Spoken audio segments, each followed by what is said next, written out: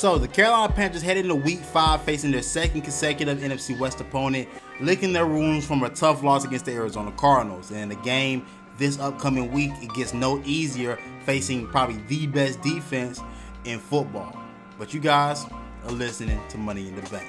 So to start this thing off, man, the Carolina Panthers come into a game where you're facing a defense that's giving up an average of 11 points on the year, giving up 73 yards rushing on the year, average, and about 189 yards passing on the year. A total of 262 yards of total offense is being totaled up against the San Francisco 49ers defense being led by D'Amico Ryans. Nick Bosa leads the league in sacks with 6 so far this season, so he's been the most efficient pass rusher in football thus far. They have a secondary that is, again, not highly touted with names, but guys that get the job done, and that's all they need for that particular defense. A great linebacker group in Greenlaw and Fred Warner. They get after it. They're aggressive. And you saw what they did against the Los Angeles Rams this past week. This is a game where I don't really know where your offense comes from. I mean, we've said this time and time again, and I'll be honest, it's so futile of an effort for me to try to find ways for the offense to be successful that we'll just have a heart-to-heart here. There has to be a connection at some point between McAdoo and Baker Mayfield. Whatever the disconnect is definitely showing up on the field, and we're seeing it week in and week out. I don't think Baker's trusting what he's seeing, but there are plays being pointed out where things are open, things are there, but there's not a comfortability level for him to be able to go out there and make those plays. For whatever reason that is, he's been heralded as the starter. Go out and make starter-X plays. Now, there's also a concept issue with Ben McAdoo. Again, this is not a one-man problem that we're having here offensively. This is definitely a overall functioning issue with the quarterback and the OC not being able to get on the same page. Overall design flaws in the offense that are there, but there are things that are. But again, I'm hoping that this week Baker starts to trust himself. It has to happen at some point. And what not a better way against a team that struggles offensively as much as you do as far as total points, and that's their MO isn't to score 30 plus points a game. But now our MO has to be at some point to be able to create offense with our actual offense at some point, right? In this game, I don't know if this is the week you get DJ Moore going. I don't know. Your best advantage is going to be on the edges. Will Baker utilize it? Who knows? Right now, you got 2 receivers now that are grading out as one of the worst in football, and Robbie Anderson and Shi Smith currently ranking, I think, like 103rd out of 105 eligible receivers. It's not been pretty. Overall, I don't know what it takes to get this offense going. Using more of Foreman is what I would suggest. Like balancing out this ground game, making things easier, making teams believe you're gonna run the football. That has to be a start for Ben McAdoo in this offensive unit. But until then, I'm not gonna waste our time talking about this because we don't have the answers. So let's digress. Now, defensively for the Carolina Panthers, this team proposes a very, very peculiar challenge, a challenge that most teams in the NFL have an issue with: the zone running scheme. The zone running scheme of the 49ers offense, which is a staple of the Shanahan offense dating back to the 90s.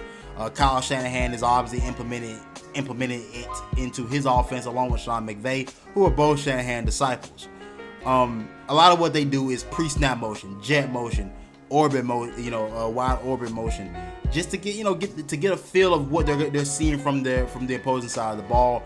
These things all generally put the defense in flux. When you have guys jet motioning out, somebody's got to go with them. You have to respect it because a guy like Deebo Samuel is the guy taking the handoff, or George Kittle. You have to respect those two guys. So obviously it puts your linebackers in a bind. This week here, oh man, this is the best rushing attack you've seen since the Cleveland Browns.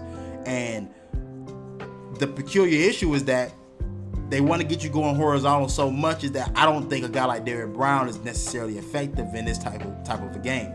Because of how the zone blocking scheme works, it's gonna be blocked. It's gonna be blocked a particular way based upon the defense's alignment. But the running back is gonna make that blocking scheme the right scheme, no matter what. He's either gonna bounce it outside, bang it to the initial hole, or bend it, cut it up inside. Those are the three options. Those are the three options he has, and because of how they block it, and because of the motion that Shanahan loves to use, puts our guys in flux. We're in a bad spot because our linebacking core, we know, is the weak unit of our defense. Is the weakest unit of our defense, and probably one of the. I can't say how they grade out league wide because I don't look at the PFF rankings. I don't have access to that type of stuff. They're not taking my money. But I gotta imagine we're probably more of a middle of the pack to lower tier linebacking group overall. I don't see exemplary linebacker play from our defense when I watch on Sundays. Now, also missing guys like Xavier Woods. Now, it's questionable whether he'll play or not. Jeremy Chin is definitely out. Miles Hartfield will be the guy stepping into that role, or stepping into a starter role this week due to him being out. This is not the week to miss a Jeremy Chin, a guy that played such a huge part in the Panthers' run defense. You're gonna miss him. I've liked what Miles Hartfield has done, but this is a game for your best. Like, because of how they run this is a game for your best. Eye discipline is gonna be necessary. Discipline, knowing where guys are, where they're trying to get to, filling the holes. Gap discipline is gonna be also another thing here. I mean, because of how this scheme works, it's not necessarily about what you do defensively, because there's a counter damn near for everything you want to do. That's the beauty of watching Shanahan's offense run. We remember 2019. You just could not get. It's a puzzle piece. You couldn't get guys to fit in the right hole, which led to a great day for their offense, and they ran the ball up and they ran the ball on us as much as they wanted to. And you saw what the biggest thing about this offense is, especially from the Rams and 49ers game. You saw the biggest thing that tilts the scale is that if you miss your assignment, explosive plays can be had on your defense. Deebo Samuel taking a screen pass 57 yards for a touchdown. That's simply being out of position and a great player making a great play. Wilson on the rushing touchdown that they had, simply a guy missing his gap. That zone running scheme, being able to seal guys off, create the alley. He shoots right through it like a cannon, and there you have it. Now, Phil Snow's defenses are bend but don't break. And I'm telling you right now, that ain't the type of style you can play against this particular team. Bend but don't break, yeah, for sure. But you better be able to get them in situations where they have to be pass central. Make them have to be pass central. We're watching two quarterbacks here. What's the nice way to say this? We got West Coast Kirk Cousins versus Kirk Cousins LTE, not 5G LTE. So you're talking about two quarterbacks that don't light the scoreboard up with their passing numbers. They don't light the scoreboard up with what they do vertically down the field. At least that's not what we've seen thus far from these guys this season.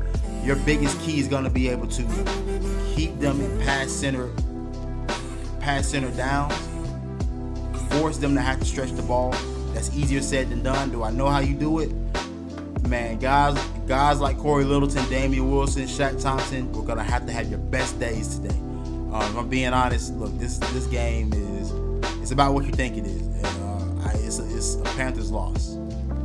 I don't think we have to lie to ourselves here with fake positivity. It's a Panthers loss right now because I don't see where we match up with this team well enough to be able to pull off a victory. But look, on the bright side, we are going live this Sunday night, 8 p.m. Be sure to hop into the YouTube live stream.